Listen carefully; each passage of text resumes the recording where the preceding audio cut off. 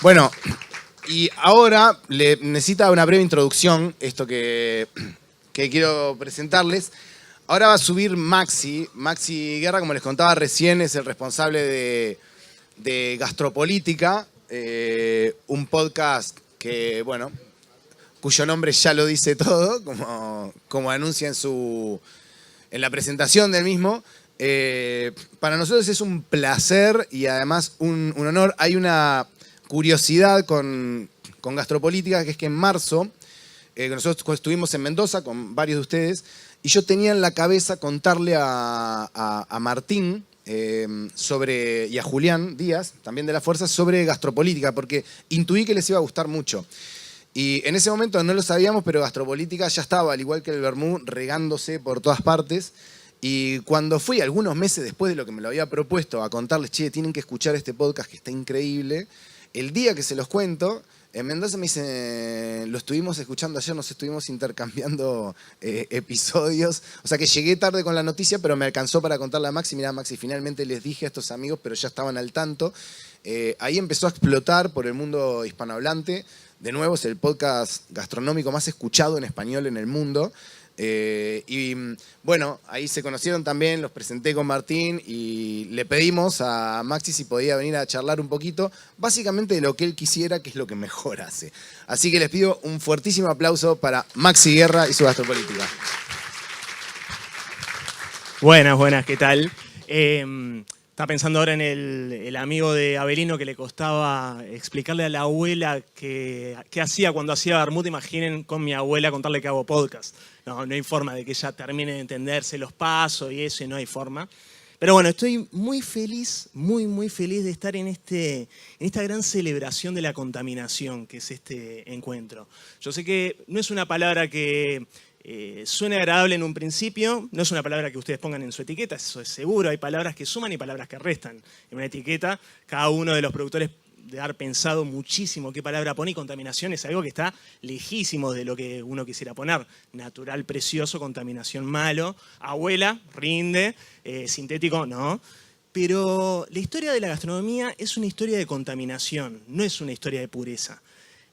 Un armenio en 1920 llega a Uruguay escapando del genocidio turco con la idea de vender sus panes chatos con cordero arriba, como lambayín o lemeyún, y descubre que acá el cordero no se consigue tanto o es más caro que la carne de vaca, la carne picada, y decide contaminar su idea original y venderlo con carne picada, y ahí tenemos el lemeyún que se vende en los bares de Montevideo.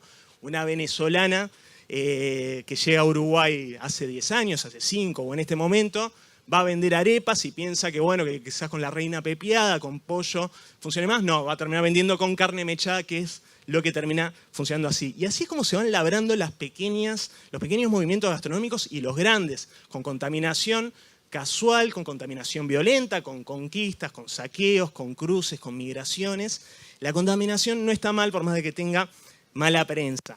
En esas palabras, pensaba también en Martín esta cuestión de la contaminación de una idea original, ¿no? Él decía, con la fuerza en un principio nos íbamos a juntar para hacer el vermú clásico, el vermú que nos gusta. En el medio, ¿qué pasó? Se contaminó la idea. Pruebo otras cosas, pruebo lo que hago yo, pero pruebo lo que hacen los demás, y me voy contaminando de otros saberes, de otras experiencias, y quiero esa idea original moverla de lugar, moverla de radio. Este encuentro va a ser una increíble cruce de contaminación de cada uno. Todo lo que intercambien desde ayer de noche, hoy, esta noche y mañana va a ser vital para el camino que va a hacer cada uno.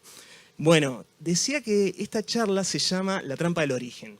Origen es una palabra que todos valoran, que cada uno utiliza en sus experiencias, que nos gusta mucho y gusta mucho en el mundo del vino, en el mundo de la gastronomía.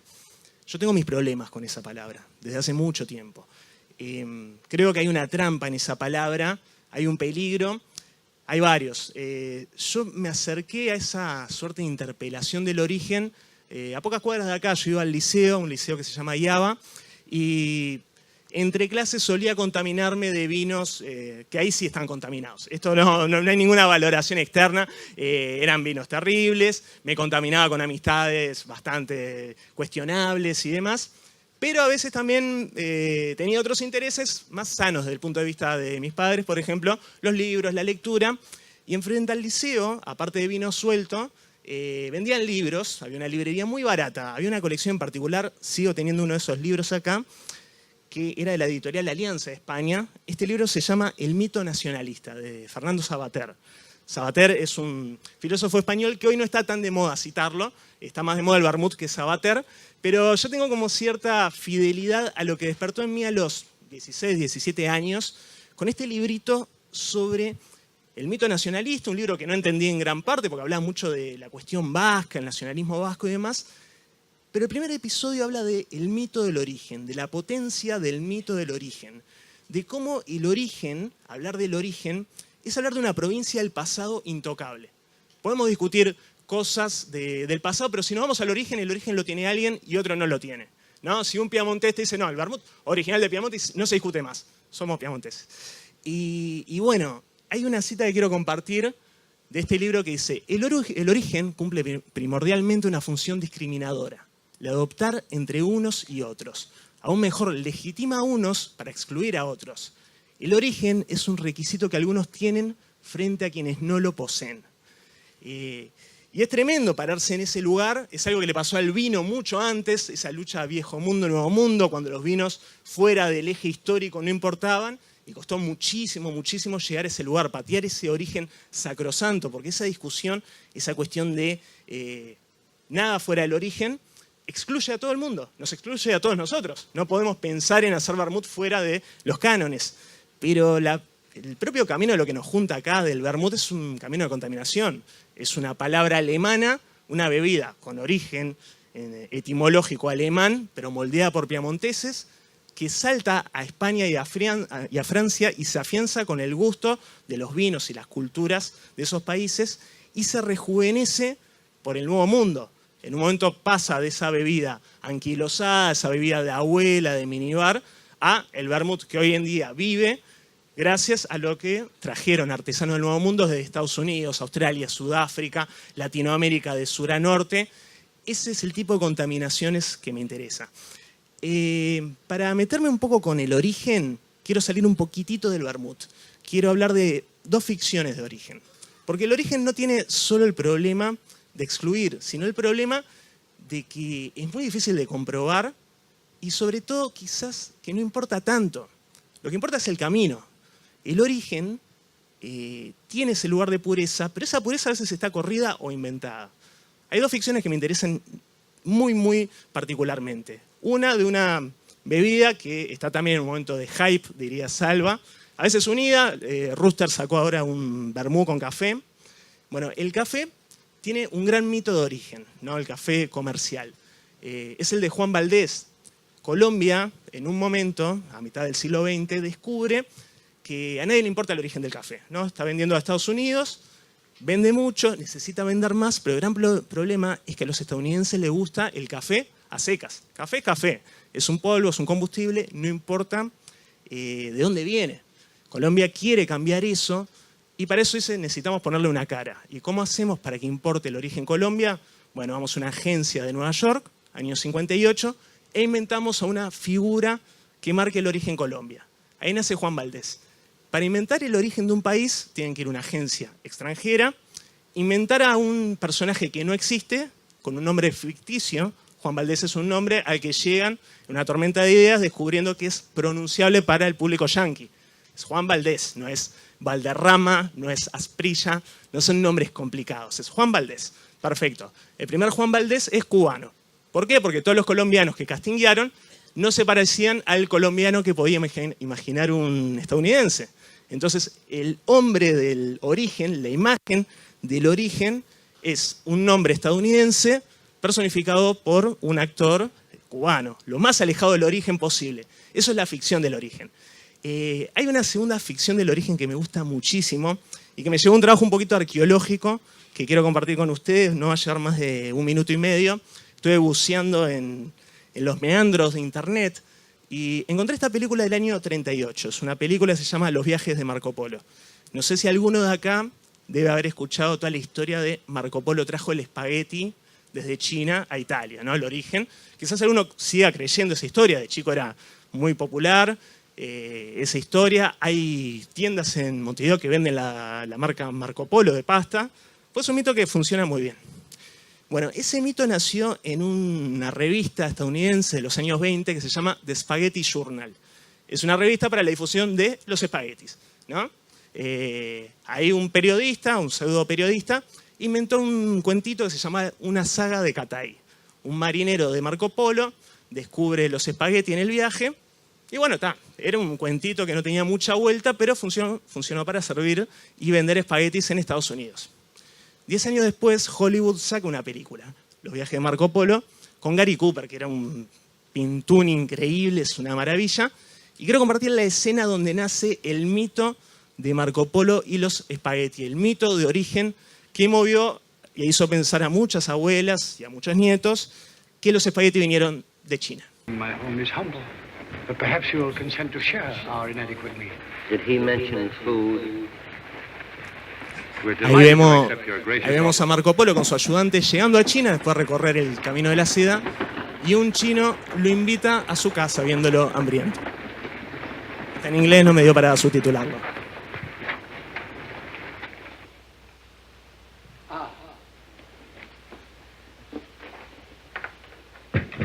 No, children, no. God sees all, and he will know that while our means are poor, our spirit is good. Now,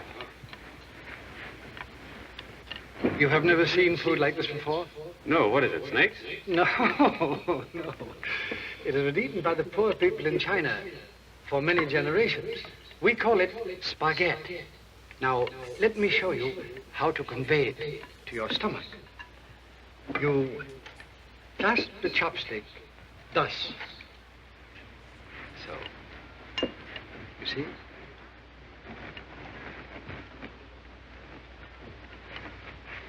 You grasp the strands thus, lifting the arm heavenward thus, and then... Inhale? Inhale, yes. I see. Inhale, Ben Guccio.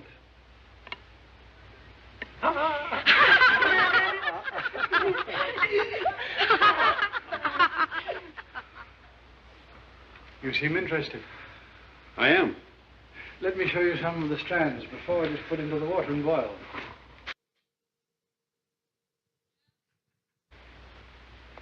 Spaghetti. Spaghetti.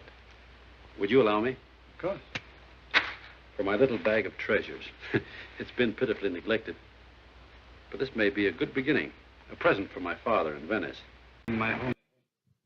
Bien, esa maravilla de 1938 forjó el mito de que los espaguetis los trajo Marco Polo a China. Un mito que se le ven las cuerdas por todos lados, un chino que claramente no es chino,